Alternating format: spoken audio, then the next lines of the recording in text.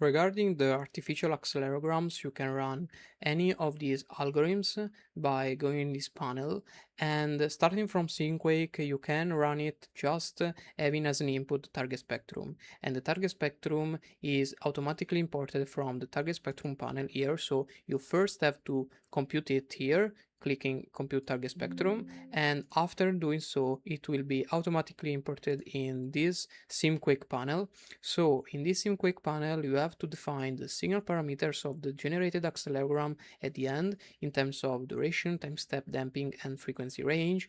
And after, you also have to choose the type of envelope to create a non-stationary accelerogram at the end. You can choose between trapezoidal and exponential, and if you want a stationary accelerogram instead, you will click none.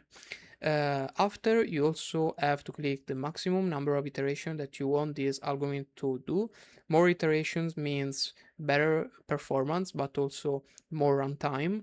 And you lastly have to choose a seed value if you want this process to be reproducible, because it is a stochastic process. If you don't set a seed value by clicking no seed, this process will not be reproducible, and with the same parameters every time at every run, this will generate a different results. So if we click here, we will see that it was successful, and this generated a accelerogram with a mean spectral error with respect to the target spectrum of 5%, and this error was computed on the spectra of this generated accelerogram. In fact, if we go on response spectrum tab, we can see that the spectrums are very similar to each other. After doing so, we can also export the results by clicking File in the toolbar and then Export the Results.